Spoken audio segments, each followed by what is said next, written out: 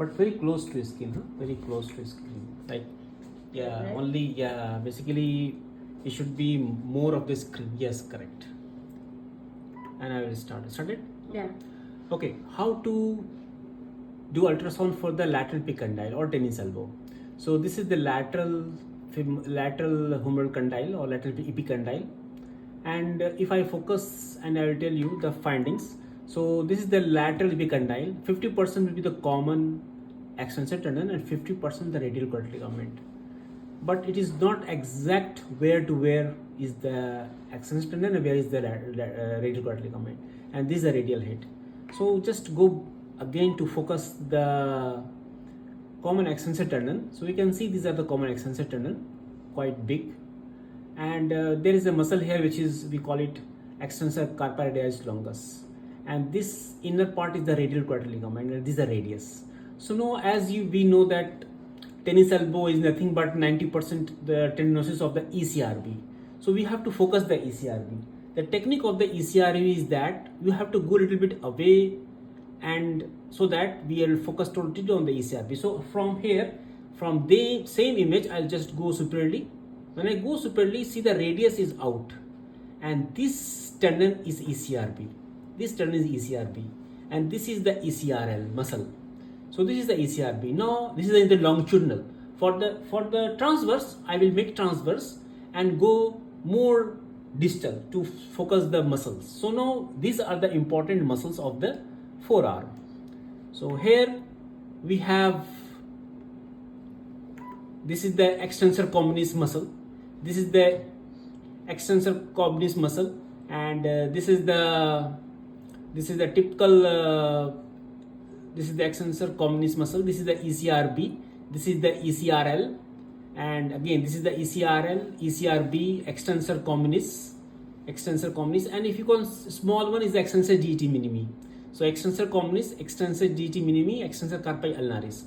So if you want to confirm about extensor GT minimi, I will tell my model to move your little toe, little finger. Just move only little finger. Only move your little finger. Yeah. So this is the extensor GT minimi. This is the extensor carpi ulnaris. This is the extensor communis, and this is the ECRB, and this is the ECRB tendon here. So now what I will do, I will take the ECRB tendon, and I will come back to my lateral epicondyle. So this is the ECRB tendon. This is the ECRB tendon. This is the ECRB tendon, and this typical, the scorpion shape is ECRB tendon, and I am coming back to the lateral epicondyle.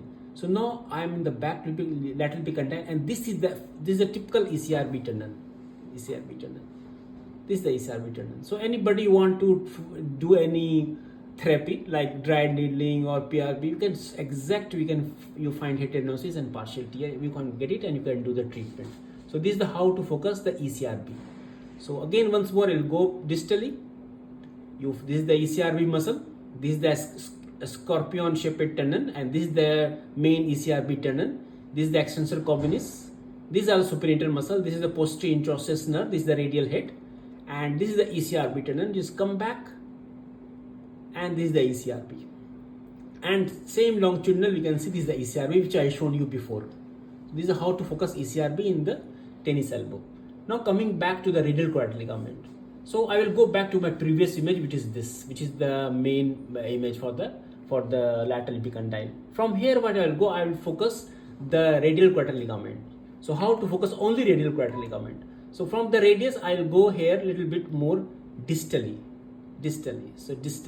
So now we are totally focusing on the radial quadratic ligament, not distal radial quadratic ligament. And there's one ligament which is very important, which you call it lateral ulnar quadratic ligament. So what I will do, I will keep this transducer exact in the lateral epicondyle. Other one, I will try to focus the ulna. So when I focus the ulna, you can see the radius disappear and ulna came, and this bundle will be the lateral ulnar quadratic ligament, which is very important in holding the radial head. So this lead to the complete examination of the lateral epicondyle. Thank you very much.